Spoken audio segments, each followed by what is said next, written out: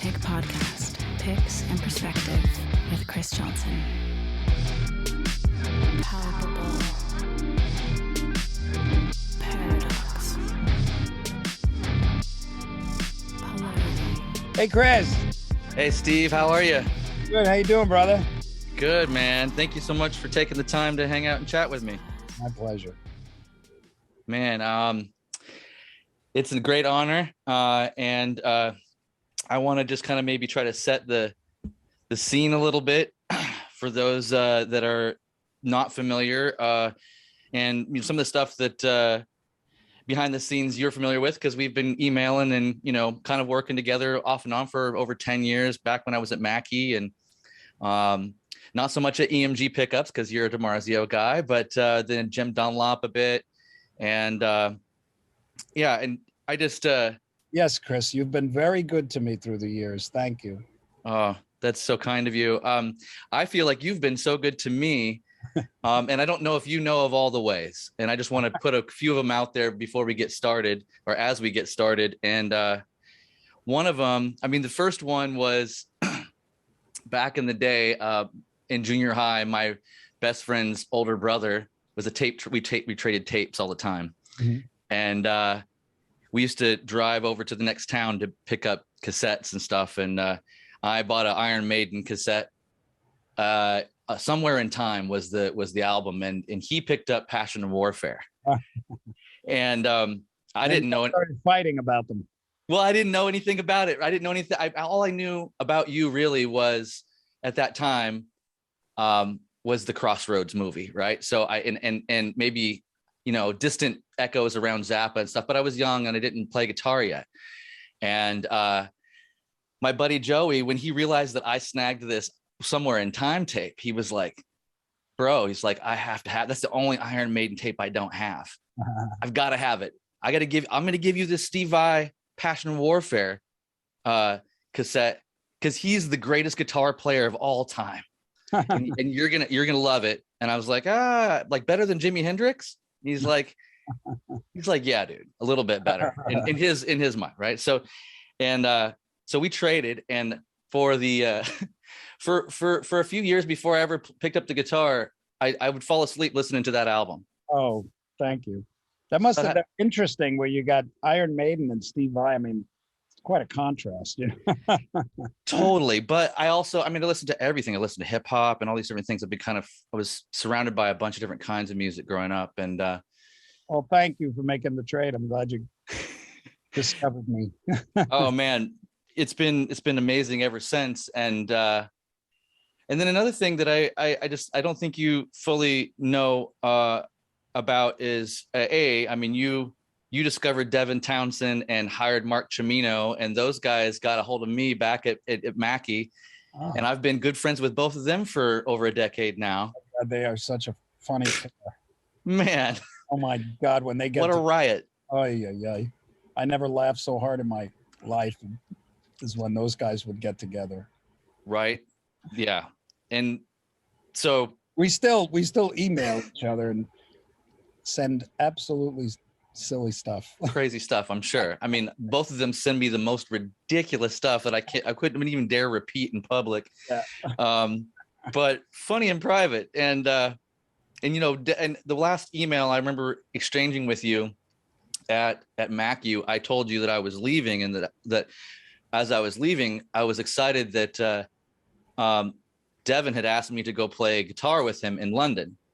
And you had said something to the degree of, well, I can count the people I consider musical geniuses on one hand, and Devin is one of them. Yeah.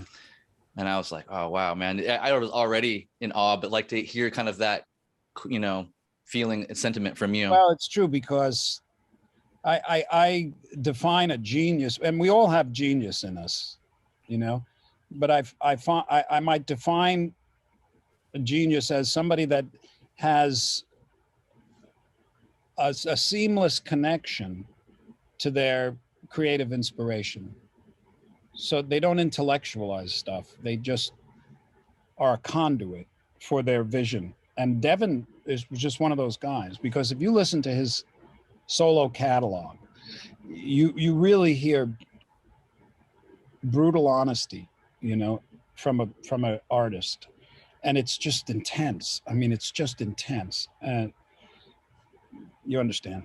I do.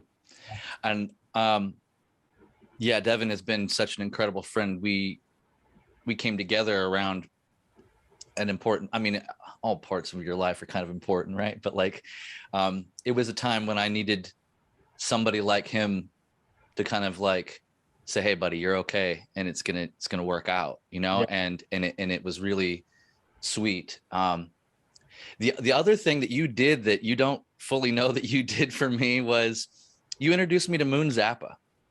Oh, I didn't know that. You sent me a text, or no, it was an email at Jim Dunlop, and she had wanted to make guitar picks for her podcast. This is 4 years ago or something like that. And I said the Moon Zappa, and you're like, yeah. And I was like, okay, yeah, send her my way. She got in touch right away, and we have been really good friends ever since. Like that's changed. That's been an interesting, like, world changing event for me. And she's the one that said, Chrys, you got to start a podcast, and you got to talk to all your friends.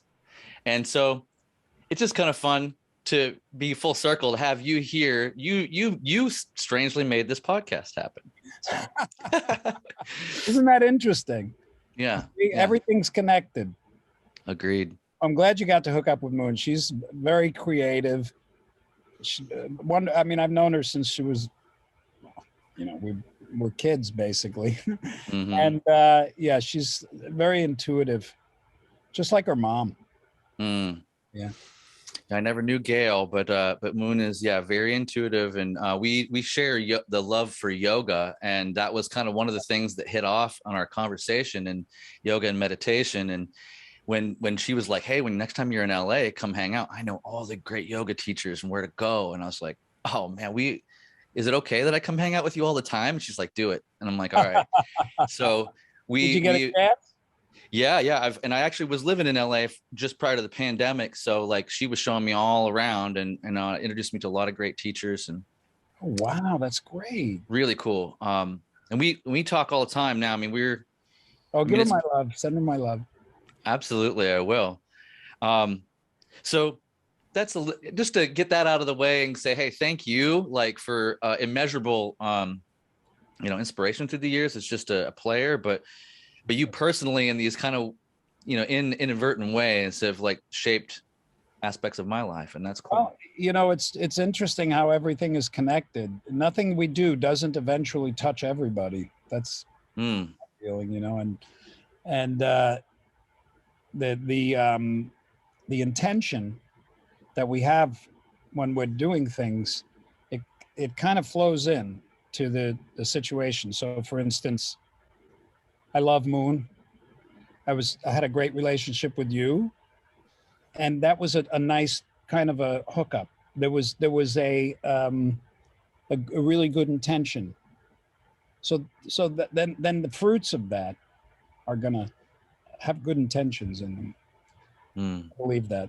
So I'm glad you get to hang with Moon. Oh man. Yeah. And Dweezil a bit too on the side, just because, yeah. But, well, you're connected with a lot of people in the business. You're one of those guys that just helps make things happen and go along for all of us, It's been that for me through the times we worked together. Mm-hmm. And we're a team. We really are. We in reality, neither of us is more important than the other. You serve, your function serves me, and my function serves you. You know what I mean? 100%. So it's really great. And there's a lot of people in the music business like that. The music business, as you know, you've been connected with so many artists. It's true. And as you know, artists, they're just compelled to make music, and they follow those dreams, and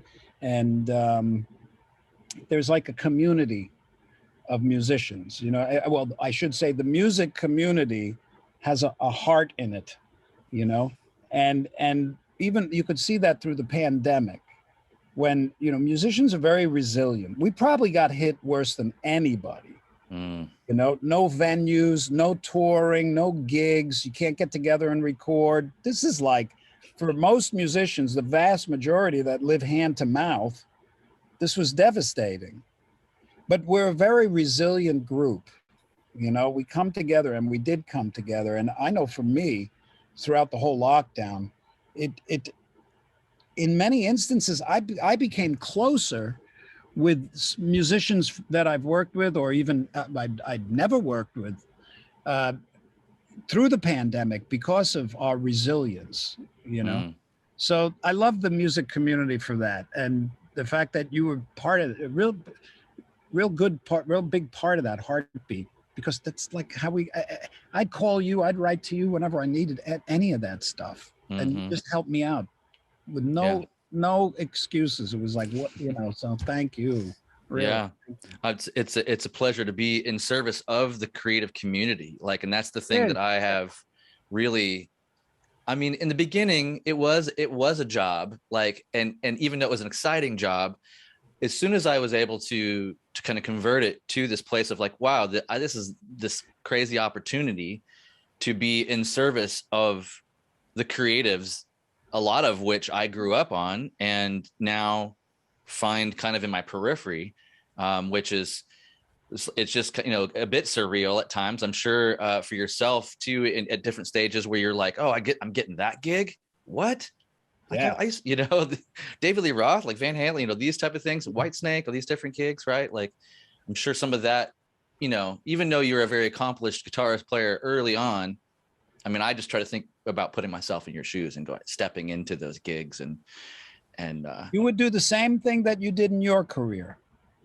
You hmm. would take every situation as it came, and you'd look at it, and you see how it would resonate with you.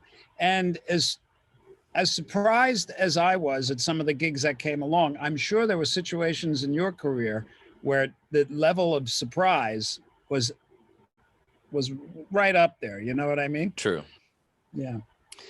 True. And, you know, speaking of which, I guess since thinking about gigs, there's this album that I hear that you did with Ozzy Osbourne like 100 years ago. Is that true? Is that a rumor? Well, it's half true. Hmm. Hmm. Uh, Ozzy, the story there was Ozzy. This was way back in, I don't even remember the years. It was in the 90s, you know, and it was right around, I think, after I had did Alien Love Secrets. So Ozzy had recorded a record, or he recorded about half a record with the band, and the label wanted him to get involved with some other songwriters to get some songs, you Hmm. know. So they reached out to me, you know, Ozzy reached out to me, and I thought, this is going to be great. And it Yeah. was. I mean, we held up for about 3 months in my studio and recorded probably 15 or so demos, you know. And we were having a great time. You know, Ozzy and I started kind of secretly plotting and planning. We're going to make a record here, a full record. We're going to go out and we're going to do it. You know, well, then they brought Michael Bindhorn in as the producer, and we all went to New York to kind of flesh out what was going on. And it came down, the label and the producer decided that it would be better to pull some of the songs that Ozzy wrote with me and finish the record he already started, because to start all over with a new guitar player it was going to be very expensive and very time consuming. So Ozzy and I were actually really disappointed, but that, you know, there was wisdom in it, you know, because that's what was probably the right thing, you know. And frankly, I really loved Ozzy, and I loved the whole process. But I had just come from touring and making records for years with established rock acts, and it felt that there was something that didn't feel quite right, you know, about starting a band with Ozzy and touring, because I had done that, and you know, and I had Passion and Warfare coming up, or I had Passion and Warfare out, and I had already started my solo career. So it all worked out perfectly. Well, But there is a record. I mean, I have a record on my shelf basically, but it's not complete. They're just demos. Any chance you guys might hang out again and finish some of that, or release an EP or something? I mean, or is it just kind of dead in the water, you think? You'd have to ask Sharon. Hey, Sharon. Hey, Sharon. It's Chrys and Steve Vai. We want to know. Come on, Sharon. There's some good music in there. Yeah. I just want to hear Vai with Ozzy. Come on. Let's do this. Well, the cool thing, one of the things that when I was writing all that music, I thought, okay, so there's so many guitar players that would love to be in that position, you know? All of them. I thought, what am I going to do that's going to definitely separate me from, because that's what I like to do when I go into a project. What am I going to bring to the table that's just quirky Vai, you know? So I decided to record all the songs with an octave divider on the guitar. So like the riffs are heavy, and there's some really great ones. And I hope that they do get to see the light of the day someday. Yeah, that would be interesting. So I'm gonna put that on the list of things to do. Write Sharon Osbourne a letter. Right, okay. We can even get a protest going. Yeah, I'm gonna get a bunch of signatures, people in the street with signs. I'll call Moon. Yeah, man. Well, I want to say congratulations on this new album, Inviolate. Am I saying that right? Inviolate. Right. Not violated, not corrupt, unbroken, undisturbed. Unable to corrupt, unable to violate. Something that's inviolate is untouchable by anything. And I noticed that you foreshadowed that word a bunch in your talks last year, prior to the announcement of the album. So maybe it was a theme that came up for you somehow, and then that was what got worked in. And I'm curious if is that an echo or a nod to the nature, the substance beneath all of our surface level stuff? Is it kind of the indestructible nature of the grand self type of thing? Because I hear you talk a lot about the meditation, and you seem to be very interested in the underneath it all with the podcast and all that. Well, the word inviolate, when I came across it, something resonated with me. I liked the word. I don't apply it to my music, so to speak. That would be very arrogant, but I apply it more as an analogy to the human spirit, the soul, because there's nothing in this world that's inviolate. Everything is subject to change. Everything you see, including the universe itself, it's going to change. Everything's changing. So nothing in the physical world is true, in a sense, where it's unchangeable, constant, eternal, all these things. But there is one thing: who we actually are. If you take away the body and the name, you take away your name, you take away your past, your future, all this stuff, what you're left with is who you really are, which is your awareness, which is the light of consciousness. Okay, do you understand what I'm saying when I say this? Sounds like when people start talking like this, it's a lot of people turn off because it sounds like mumbo jumbo or shit. It's the most important thing that anybody can discover about themselves. Nothing is as important as this, because from the recognition of the inviolate nature of what you are comes the security that everybody's looking for in the world, in those things that are not inviolate, I mean, so the human spirit, it's not even of this world. It's inviolate. It's the only thing, it can't be harmed. It can't be touched. Who you are is unassailable. So that's the proper use of the word as far as my kind of analogy with my use of it. And I don't even think that's just my analogy. I think that word represents that consciousness that I'm trying to describe that spiritual teachers through time have been trying to point to. It's the most simplest thing, and that's why it's so difficult. The ineffable, in a The sense. ineffable, It's yeah. And I follow you completely. And I've watched almost all and listened to almost all of your under it all talks. So, and to be honest, I was like, this is difficult. He's already covered everything. Which but I'm very thankful for. And that's one of the things, one of the points here that, I'm noticing just in general, as I assess, the character that you play in this lifetime, which is Steve Vai, right?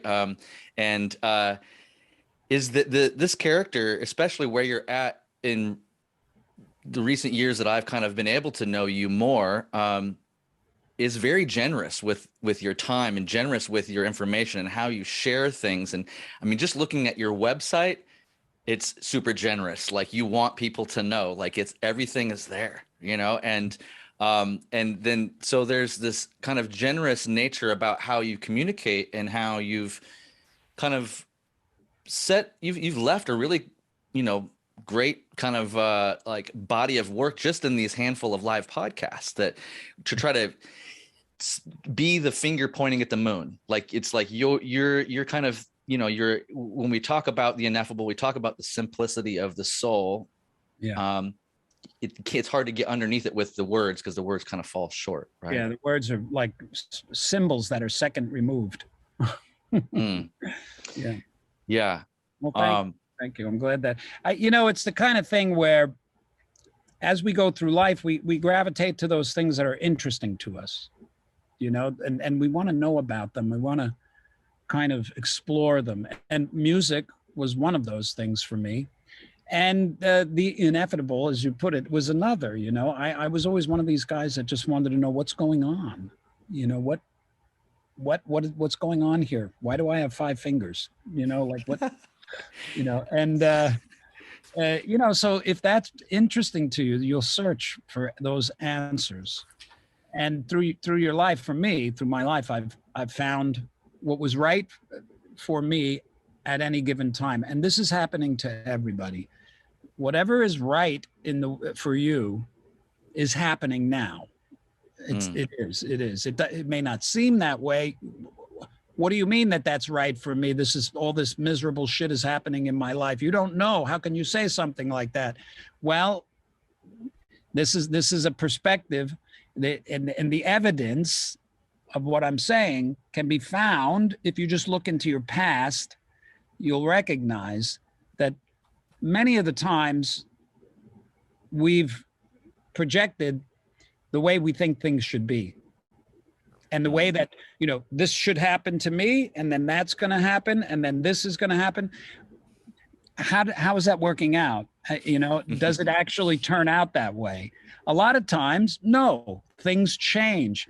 And when you navigate with the changes and you see the changes as the challenges, as opportunities, if you look at those challenges in your life and you ask yourself, okay, well, first you have to accept that a situation is the way it is, which negates 90% of the humans, because they look at a situation and they say what it should be.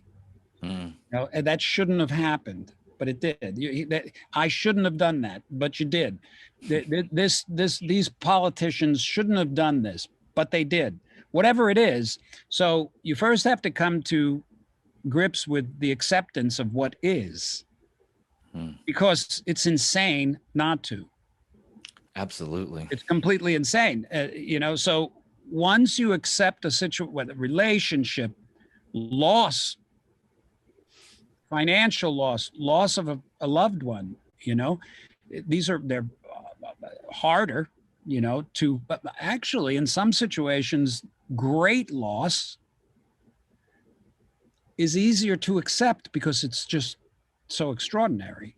You can't, you come to the conclusion that you can't control it, but it's not coming to the conclusion that you can't control it, which caused so much suffering.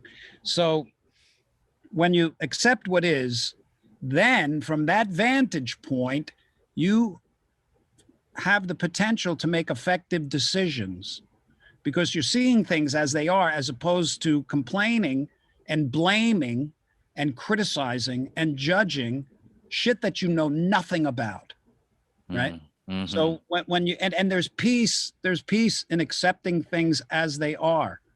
This does not mean that you don't do anything about them if there's something to do, if there's even something that you can do about it. But in a state of presence, when you're acknowledging a situation and you're accepting the way it is, you have access to wisdom. Otherwise, you have access to stupidity. You know, so with the access to wisdom, your choices result in a win-win for everybody. And that's the only good definition of an effective solution. Because if an effective solution to a situation is not met, that situation is going to repeat itself just in different forms. And that's called history. So, all right, so I'm getting off into my esoteric rants, you know. I'm here for it, man. I'm here for it. Like this is, I feel like I've been talking to you all week because I've been listening to more and more of these podcasts. So like I feel like the conversation is being continued. So you know where I can go. Yeah. Well, I want to say that, I really love the giving the downside of life its due, right? Because it's quite literally the backdrop to all the good things you consider to be good, right? So everything that, that if you lose a loved one, if you lose a job, you lose money, things don't go the way you planned or expected them. Yeah. Like as you said, it's like that's dealing with and coming to terms with as things as they are, then allows you to make sane choices, right? On how to move forward. Yeah. And I really can't, things can't all be up, right? Like Alan Watts would always say, you can't go into a room, you can't put everything on the ceiling. Everything can't be up. Then there would be no up, right? Things all can't be good. Then that would be the new level, and you'd find something to complain about within all of that, right? So to speak. And then, yes. Yeah. But having said that, and I don't disagree with that because it's obvious that there's ebbs and flows, but they can be surrounded in a psychological atmosphere of joy. When a person is content within themselves, I'm going to call that peace. Okay. When a person is really content within themselves and they like themselves, which is the only time you can ever really appreciate others. Mm-hmm. And when that happens, when you're content within yourself, there's peace. And when there's peace, there's acceptance, and there's also still challenges. Life is never going to be without its challenges. Every life force in existence faces challenges in life. They're necessary. They're vital. As a matter of fact, challenge is the engine of creation. It's built into us by universal intelligence because with challenge, we grow. Now, if you're at peace, challenges are not problems. They're not seen by you as problems. They're seen by you as opportunities. And when you decide that a challenge within a challenge is an opportunity, when you decide that, and it's just true, but you have to decide to recognize that within any challenge, there's an opportunity, then you're looking for the opportunity in it. This is just stupid, simple stuff. Okay. When you're complaining in your head and blaming and cursing everything, then that's what you're going to find. You're going to find more of that because you're sending your eyes out to find unhappiness, So and based on what Alan Watts said, if the foundation is peace, there's room for a little sadness. There's room for sadness in great loss. in these kinds of things. But the sadness is not the foundation of your life, because everything in this world, it's very obvious to notice, is coming and going and coming and going and coming and going. And we just don't know when it's going to go. It could be a lamp. It could be this computer. It could be something that you love that got stolen. It could be a loved one. And if something doesn't go, that only means you went before it. So this, when you recognize that, it takes the wind out of not accepting what is. Do you know what I mean? I do. When you understand, everything's coming and going. I don't know if it's good or bad. What do I know? I don't know anything. You don't know good and bad. These are all human concepts.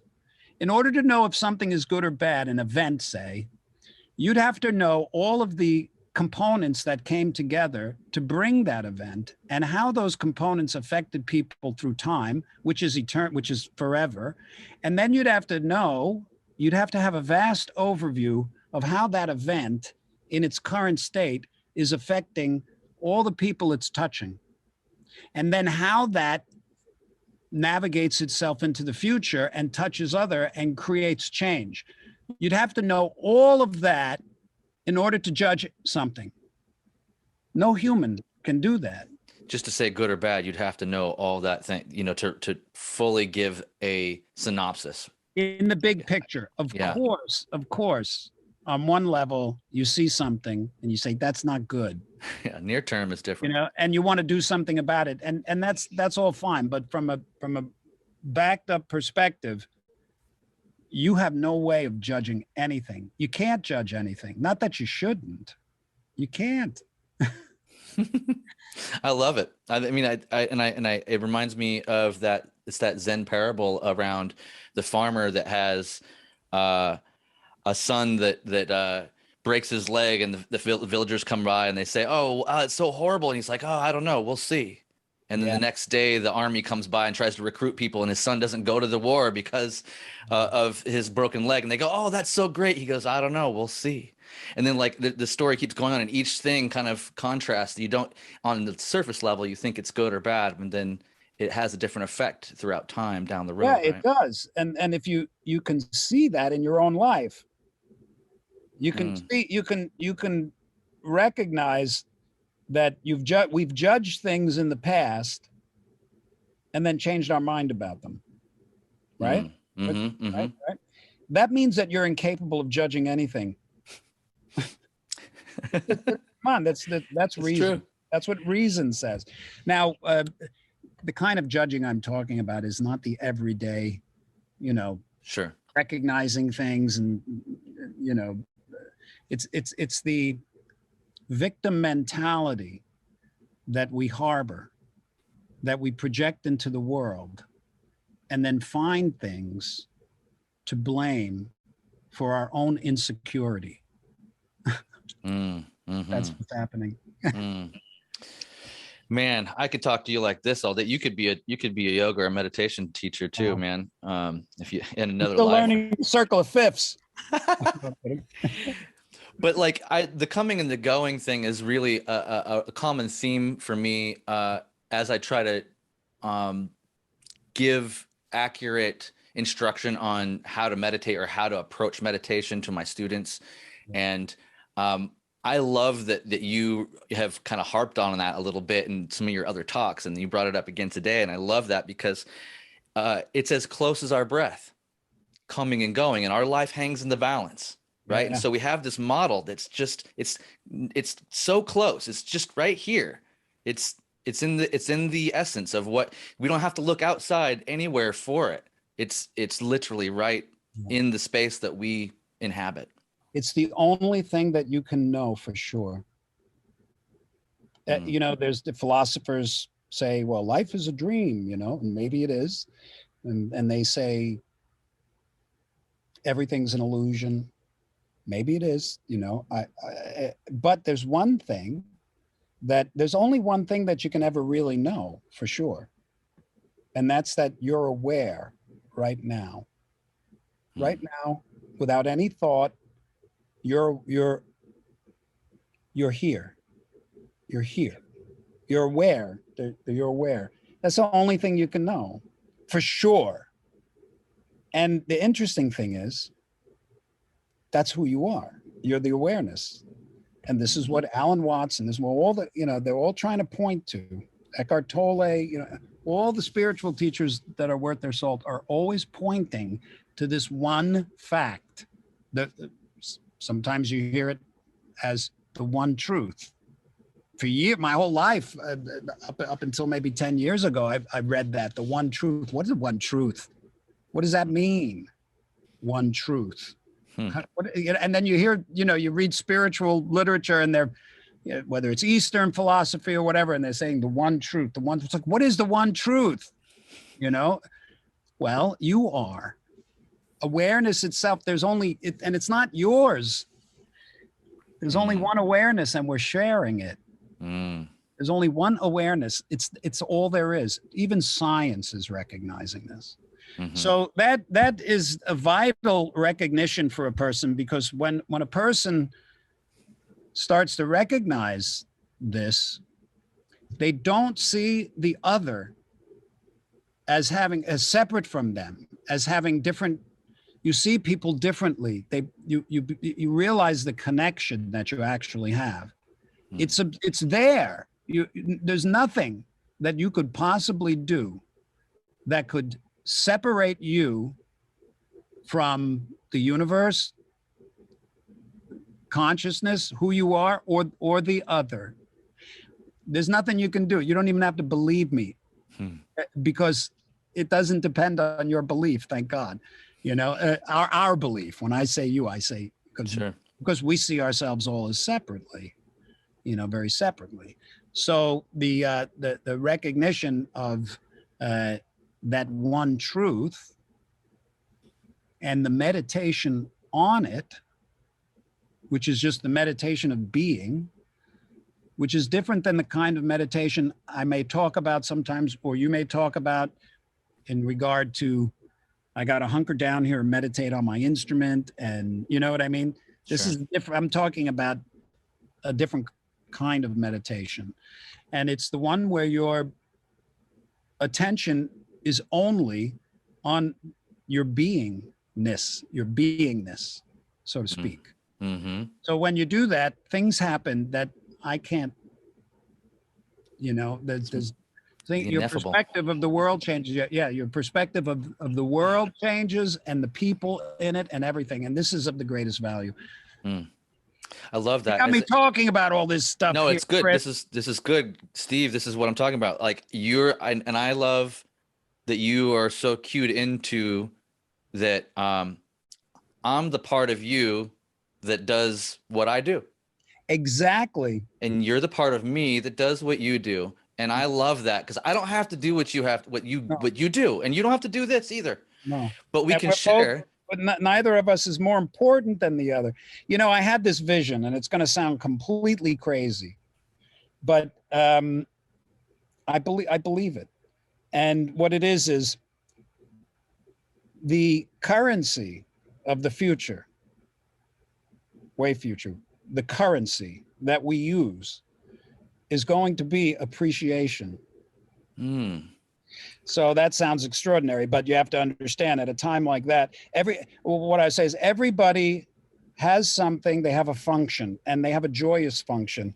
And if you were able to remove the egoic perspective of the function that you have, and that egoic perspective always tells you that thing that's so natural to you, that you enjoy doing, as simple as it is not good enough. That's what the ego tells you. It's not good enough. You'll never be powerful and feared. You'll never be loved by everybody. You're going to fail. It's just, this is what trips people up. But imagine, this is how you get there. You have to imagine it. Forget about saying, oh, that's impossible because those people will never do that. I'm saying, put that aside for a minute. And just imagine that everybody has a function that while they're doing it, And for a lot of people, this is their work. They enjoy it. They love it. They give themselves to it. They give love to it. They give their attention to what they're doing. It could be cooking. It could be sewing. It could be creating a business. It could be writing it could be a song. It could be anything. You know what that is for you, because when you're doing it, you feel enthusiasm. You don't feel any fear. There's no resistance. There's no thought of the future. There's just the enjoyment of the creative process in this moment. And when that is appreciated, because if somebody makes this microphone for me, right? Usually they have been attracted to doing this. There's something in them that they wanted, like my friend Alan Sides. I mean, he builds microphones. This is his joy, you know? So, and then there's all the components inside the microphone. So all these people contributed. You cannot trace. If you look around the room right now, in your room, you cannot trace the amount of people that had to contribute their gift, their function, to any one thing your eyes land on. You can't quantify how many people had to. So you can find incredible appreciation. And when there's appreciation, you know what that feels like.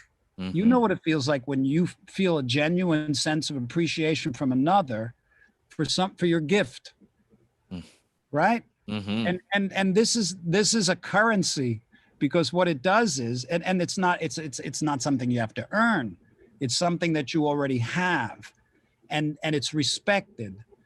So, but this is kind of like at a time when there won't, like, the idea of borders are, you know, things like that are dissolved. Money, or things like government, or you know, all these things have radically changed. Sounds like a utopian Bill and Ted's future, you know? I know, and that's me, utopia. Come on, let's go. I like that. I like that a lot. And I think that you're really in a strange way, you're onto something there, because I find that a lot of my most genuine, sincere, sweet, like interactions in the world arise from gratitude, from that, you know what, wow, you know, because, and it's usually when when I've taken care of myself, right? When I've taken care of my self-care, when I've done my yoga, my meditation, I've grounded myself in my being, and what is present. Okay, what is present? Well, I'm about 5'8", you know, I play guitar. Okay, I'm grounded in this thing. This is the character I'm playing this go round, and this character has these kind of abilities to serve. And because I continue to ground myself in that service, then I keep finding ways to appreciate the world in a deeper way. And the world, I mean, people love, I mean, it's one of the beautifulest things to give to another person too, is to say, I appreciate you. I don't appreciate it as much as I appreciate you, because I can see what you've put into it to some degree, even in the smallest way. And yeah, I like this currency of appreciation. This is an interesting concept. Well, think about it. It's interesting. I don't know why it came to me, but it all came kind of clear. Doesn't mean anything, but you know, it's interesting because people have an authentic personality, you know, and when they're engaging in their authentic personality, they are themselves. They are in touch with their true creative nature. They are in touch with the appreciation for all the things that are surrounding them. They see solutions in challenges.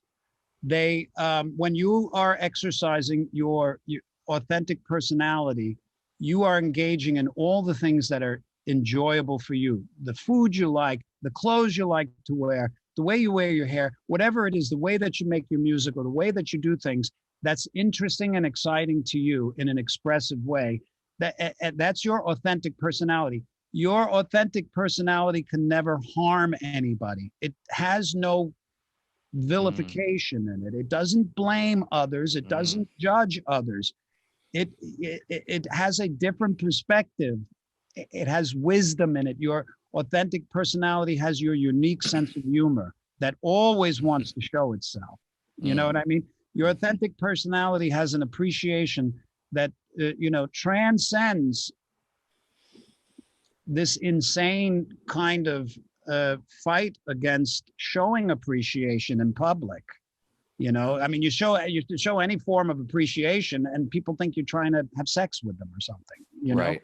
So this is all society's kind of creating this, these conditioned thoughts in us, and the conditioned thoughts that we have are our ego, and our ego is constantly fighting our authentic personality. The ego is the thing in you that has fear.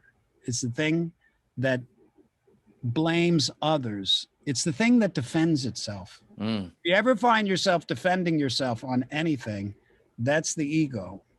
And when you're blaming or criticizing, creating an identity for somebody, this is not your authentic personality. It's not your natural state of being. It's dysfunctional. And this is what meditation can help with, because in the process of meditation, you're cutting through all of that shit. You're cutting through all of these false, resistant, conditioned beliefs. They're beliefs. And the reason why they're so hard to get rid of is because you believe them. And if you believe these things, you will see them in the world. And that's your evidence of your belief. But you might have noticed, you seek what you find. Meaning, whatever you decide you want, whatever you decide you believe, you will send your body's eyes out to find the evidence of it. And there's enough evidence in the world to prove anything, even though it's completely opposite of what somebody else proves. So flat earthers believe the earth is flat, and they have found the evidence. Did you ever see the evidence? I was fascinated with the whole idea of it. So the evidence is indisputable. But we're all doing this on everything. So the moment you can see when you're cherishing your opinions, A, or B, taking something personally is the best way to sabotage your authentic personality. You screw it right up. Yeah, because you become a vessel of attack. It sounds like you're, in a way, I don't know if you're familiar with Chogyam Trungpa, but he's one of my favorite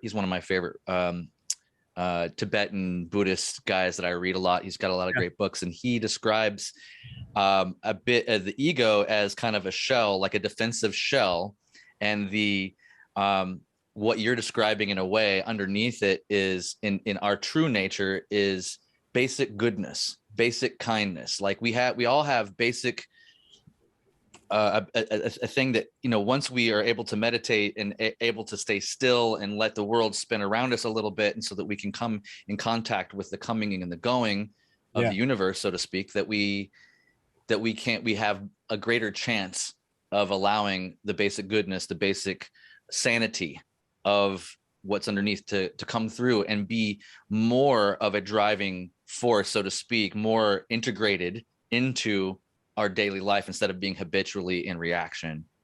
All this. There's we suffer from misidentification of what we are. In reality, you say that there's goodness under. It's not that there's goodness, it's the goodness. We are made out of what goodness is, which is love. Okay, so there's that word. I like that.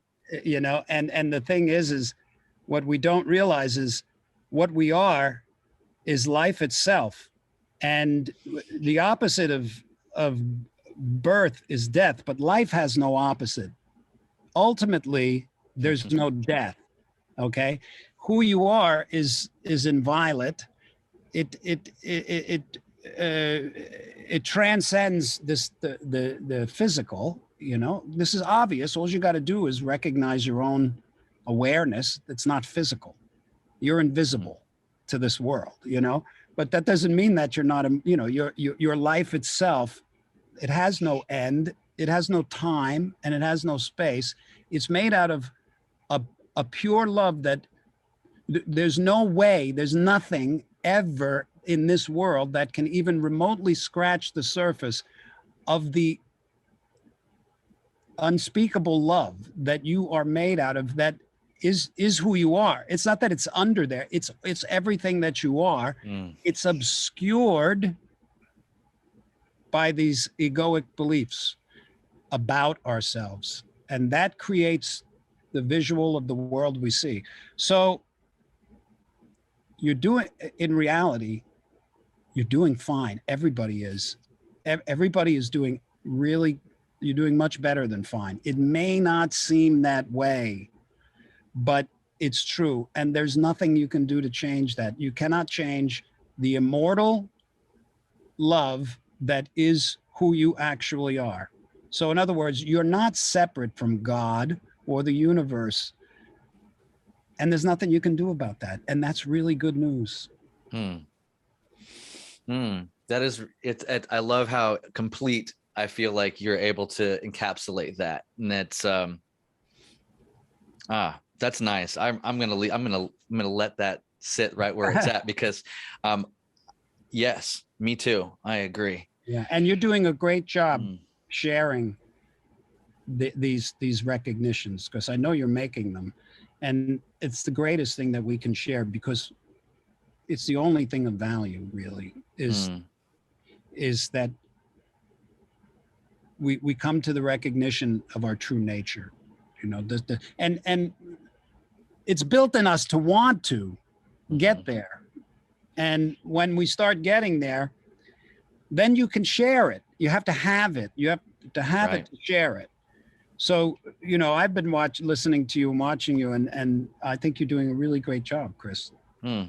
Thanks, Steve. I mean, this is such a kind of its own little mini paradox for me. Like I said, that's why I wanted to set it up in the beginning, is to be there's all these kind of interesting things that weave in and out of my world with you, and listening to you a bunch this last week, kind of revisiting some of these talks and stuff, and hearing you.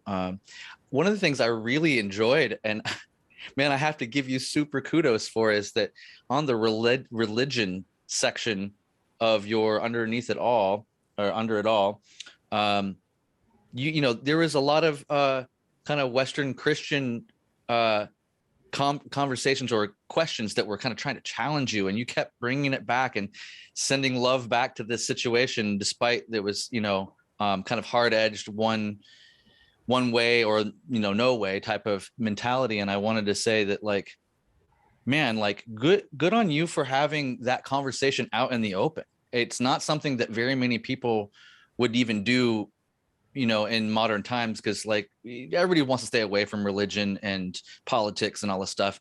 And you really said, no, I hear you, I see you, and you brought it in. You kept spinning it into the cosmic universal everything. And I just that was like such an incredible feat, I think, because I listened to a lot of podcasts, and I was like, man, Steve is really on one right now. He's really able to spin it into his world in a really beautiful way.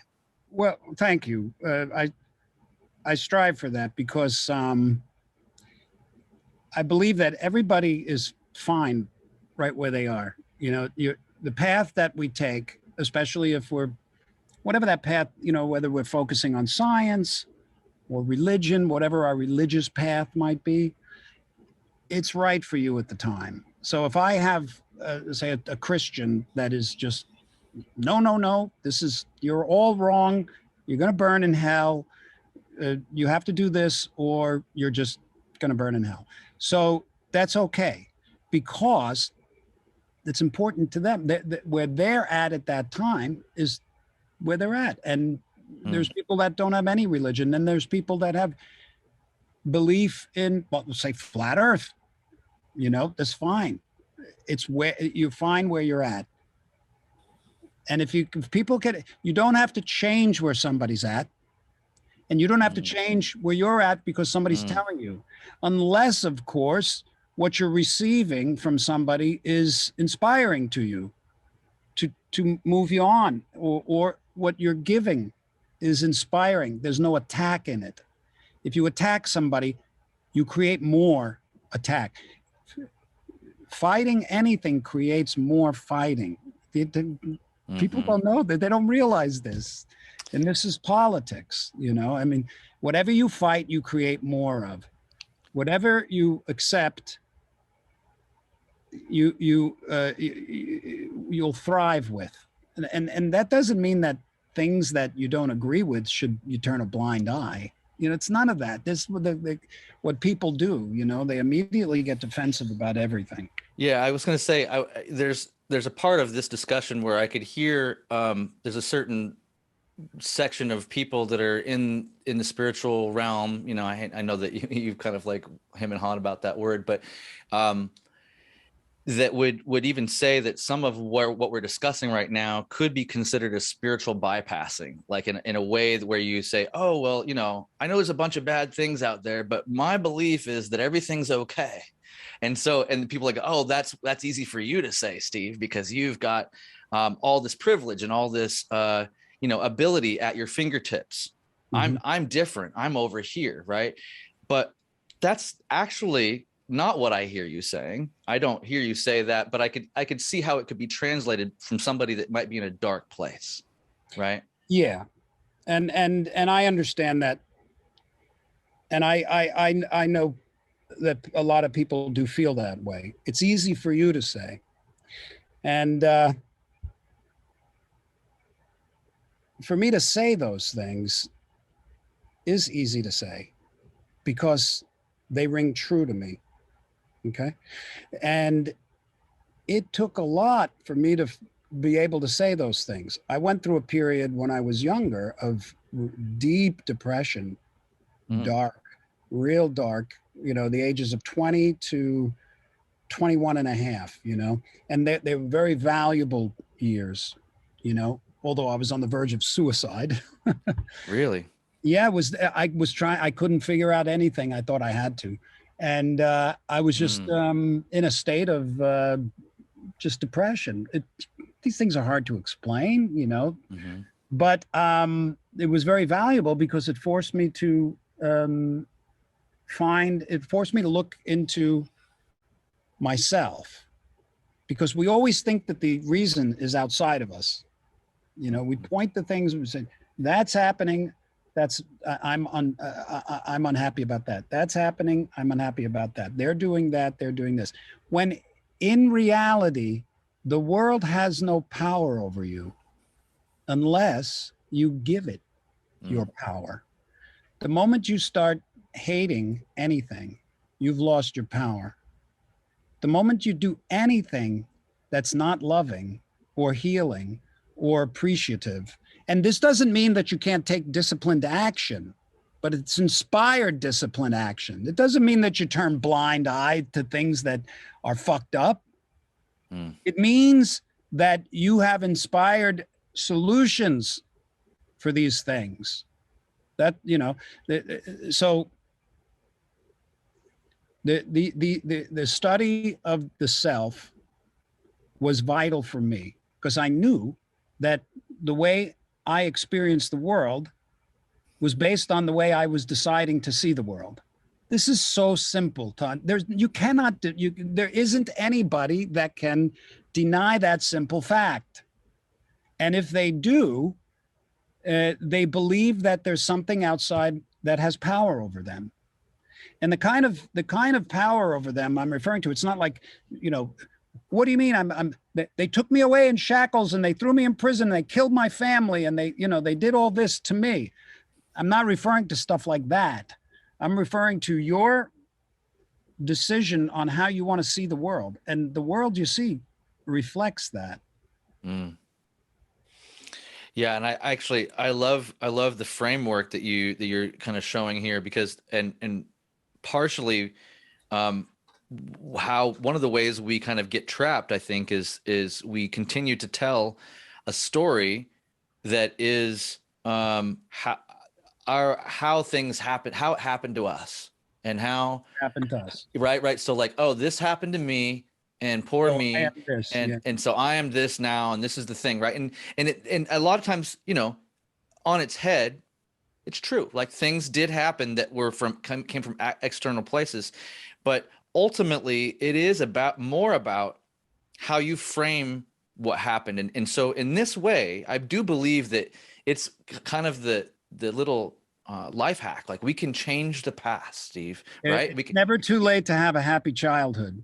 Ooh, Yeah. that's a good one. That's a good one. Okay. Because our perspective of our childhood is based on our idea of what happened. And as I said before, you really can't judge anything. Mm. The moment you start finding your center as a human, your perspective of the past changes. Mm. That's how the past heals. But more so, you recognize that things happened in the past, but you realize that the past can't touch you now. It cannot touch you now. Now is where your life is. Now is the only time you can experience joy. It's the only time you can experience happiness doing something, working with somebody.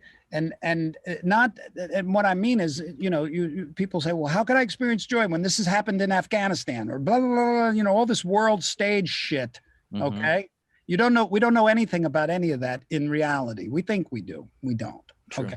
So one of the things that can be very helpful if you find yourself being bamboozled by the world stage is to give your attention to your immediate environment, where your life actually is, right? Mm. Where your life is unfolding here, in the things that you do here, in the world that's surrounding you right away. This is where your life is. It's not in CNN or Fox. No. It's really not. So that's freedom. That's your authentic personality recognizes that bullshit and it doesn't buy into it. It buys into the quality of your life here and now. And if there's things you want to do to change what's happening on the world stage, if you're the kind of person that doesn't just complain about them, but actually wants to take action, once you find your center, the action you take will be inspired. It will have wisdom in it, and it will be effective. Because a solution, which is what politicians don't really understand, a true solution is one where there's only win for everybody. There's abundance. There's no loss. There's no loss for anybody. There's only win. That's actually a solution. Okay, so unless a real solution is met in any, and this also refers to a relationship in your life, not just politicians on the world stage. This is directed to you, to me, to everybody. Unless you can come up with a solution in any situation that is somehow a win-win, that problem will continue in different form. It'll show itself to you in a different form. But the problem is the same. Okay, this is history, you know. So when you have a win-win situation, and some might say that's ridiculous. That's this guy Steve Vai going off into these ideologies of, you know, utopian and all this. No, it's not. Well, it is, but in reality, when you find that that center, you become productive. You're not adding to dysfunction, because if you do anything, if you find yourself blaming or guilting, that you're creating more dysfunction. So you say, how can I come up with a solution? How can Congress, I'm just using them as an example. Sure. This happens in your own life. How can they come up with a solution? Let's just say hypothetically, I'm a politician. I'm saying, yeah, sure, Vi, I get what you're saying, but they don't. Mm-hmm. No, you don't get what I'm saying, because there's only if you notice, these people, what they want is not win-win. They want to win and have the other lose. Right. Okay, this is very obvious. They don't want win. To want a real solution, you have to align with it. Here's how you get a real solution. You have to want it. You have to authentically tell yourself within yourself, I want win-win. I don't know what the answer is. I don't know, because you don't, because you've been thinking about win-lose. I don't know what the answer is, but I know one exists where it's so much better. The solution is so much better than anything I'm thinking. And it's good for everybody. I know that exists. If you don't know that exists, forget it. You're useless. You're telling the universe it's limited. I've heard it described as arriving, or I've heard it described as making decisions versus arriving at decisions, or arriving at solutions. Recognizing the ultimate decision. Right. The best choice. Yeah, because when we make a decision, we're choosing this over that, right? We're saying, okay, well, best I can do. And we do that in these little ways all the time. But the more we tune into arriving at decisions, arriving at solutions, at the win-win, then that's because then there's been some thought and some maybe some back and forth to try to figure out, okay, cool. Like, it's not going to be this way, but we can all agree on this or whatever, right? So it may be all internal, Well, it's a mindset. Like, if you had two politicians, say you had Ted Cruz and Nancy Pelosi. Oh no. Okay? About as opposite as you can get, right? And they got together and they said, look, I think things should be this way. You think things should be that way. There has to be a solution that's better than what we're both thinking. That's a win-win for everybody. That's the solution I want, Ted. That's what I actually want that. And then here's how you make it happen. You imagine what it would feel like to already have it. You imagine what would it feel like. Forget about what the answer is, but what would it feel like to have a win-win where those two people are looking at each other and go, holy shit, how did we do this? This is like really brilliant. This is perfect. This is better than anything I could have thought of, and that's an answer. That's a solution. So all you have to do is want it and imagine what it would feel like to have it. And it has to happen. You don't have to do anything. You don't have to figure it out. Like you said, you don't have to make decisions. You recognize answers. You recognize, and the decision making, it's not like you're deciding, you're just knowing. You're like, oh, of course. Yeah, that's better. You just know. Right? But when you're fighting with the ego to be right, and that you're right, I'm right, you're wrong, you need to lose, then you're creating a dysfunctional reverb cycle of misery. We should start a program, meditation and mindfulness for politicians. Brought to you by Chrys and Steve. Yeah. Well, listen, brother, I gotta jump, but I really enjoyed this interview very much. Can you tell us? Can I ask you one more question, or do you have to go? I just wanted to get. I'm sorry I took up all your time. I wanted to know about your history with guitar picks a little bit, and like what you're playing these days. That's kind of what part of what the podcast is a little bit about. Would you be able to speak a little bit about that? Oh, I'm just noticing that Players Pick podcast. Yeah. Chrys, you got me talking all this stuff here, and people want to know about picks. A little bit, but hey, they love everything. This thing goes every direction. But like, my opportunity to talk to you isn't going to be just about guitar picks, man. Come on. Well, I'll tell you, picks. I've experimented with a lot of them, and for many years I used these. Is this what you want? Yeah. Tell me. So many years I used these. These were like medium.